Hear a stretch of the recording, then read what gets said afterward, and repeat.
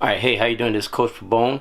We're getting ready to go ahead and do that Q&A that was based on questions that some of my students had submitted on index card. However, by the time I got through, not even all the questions, just a portion of the questions, when I was looking at the video, it was going to be a little over 25 minutes long. So I'm going to end up having to break the Q&A up at least into two parts just to shorten the video. All right, so just want to let you know up front. So we'll make this video maybe between 10 and 12 minutes long. We'll split it there in the middle, and then I'll upload the second half of the Q&A maybe later this week or next week, something like that. All right, so be on the lookout for that. But without further ado, here's the Q&A.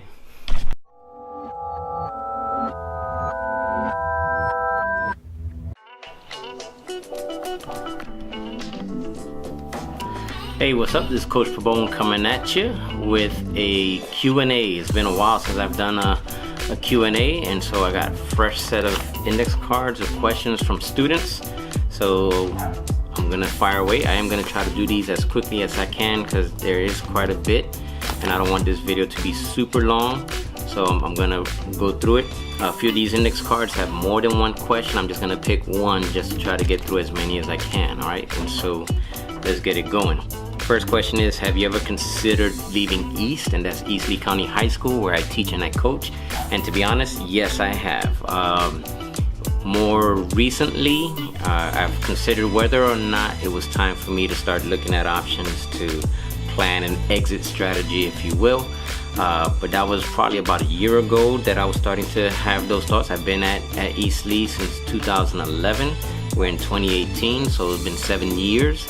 It's the longest I've been in any one place, okay, including my time in the military, because it was 4 years or 3 years and then on to the next duty station. So yes, it crossed my mind.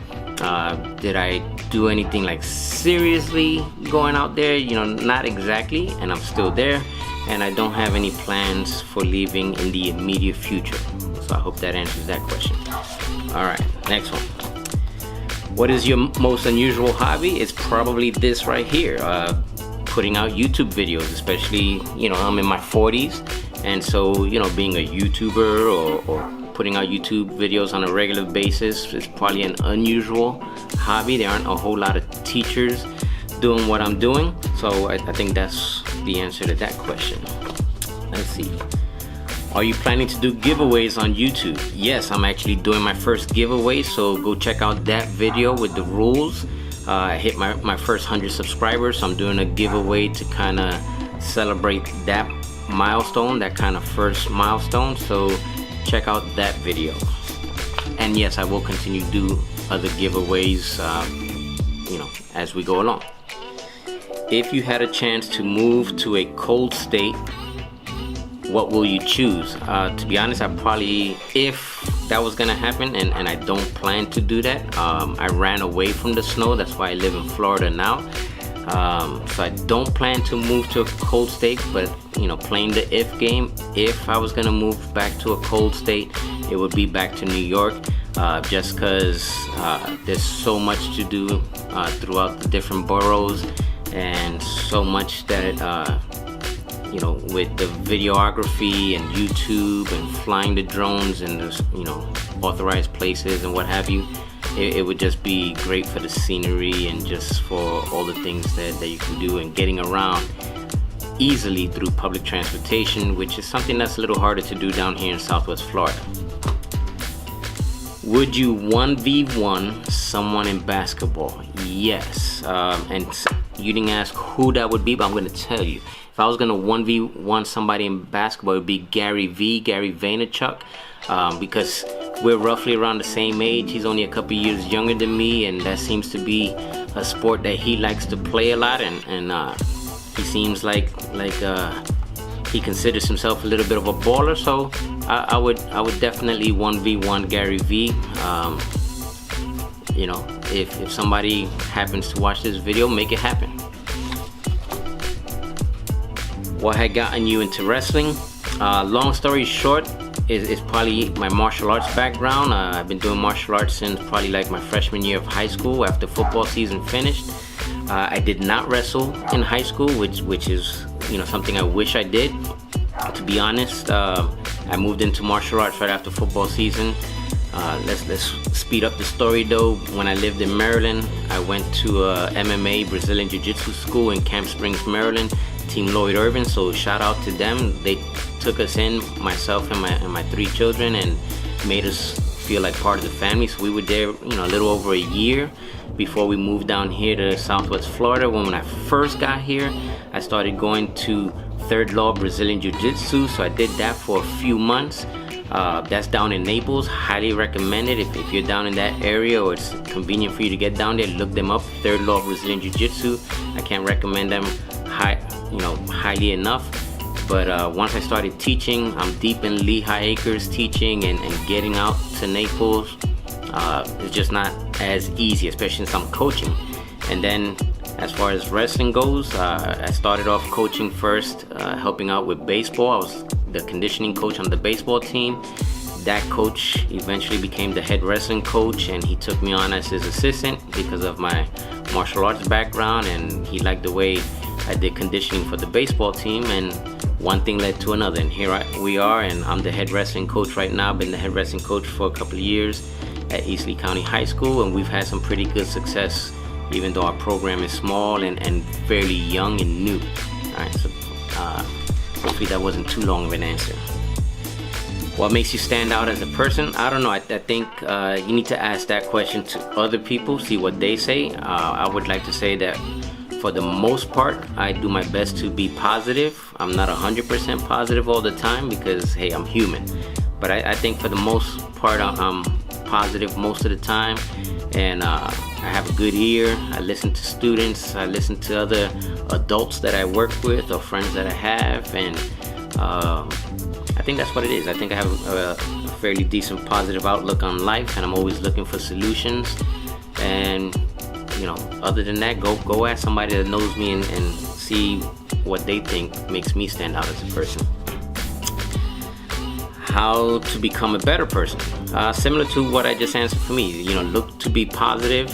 Nobody wants somebody who's complaining all the time.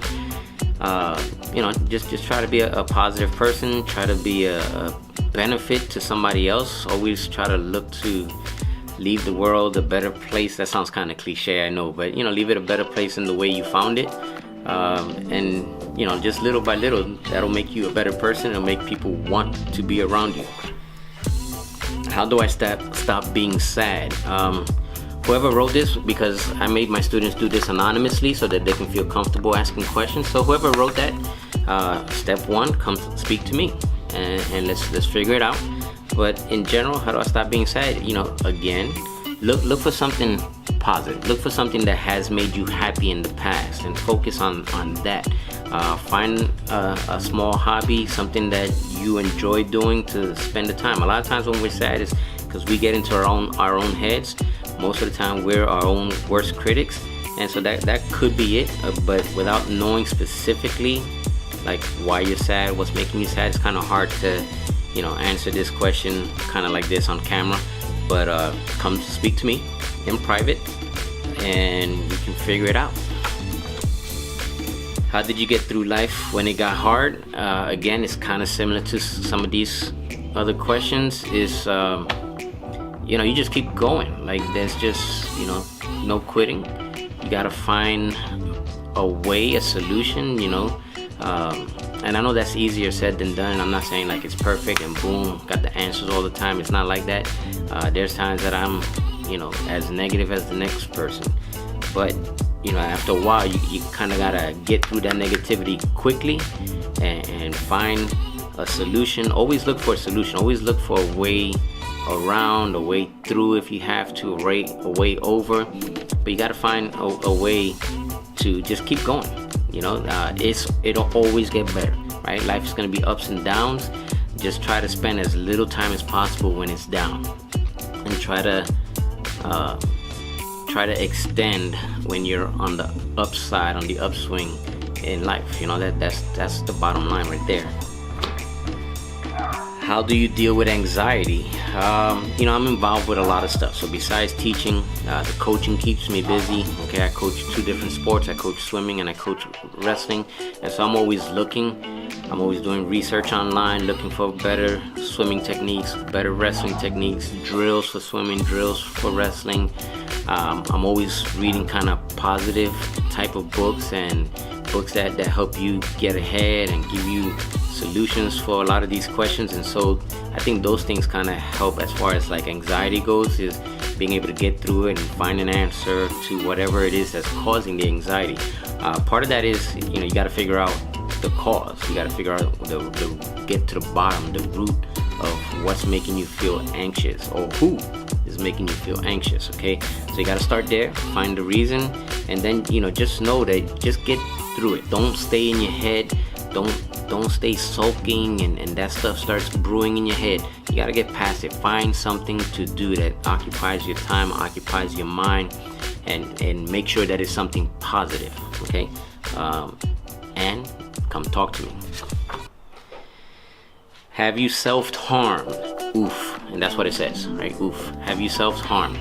No, I've never self-harmed. It's never crossed my mind.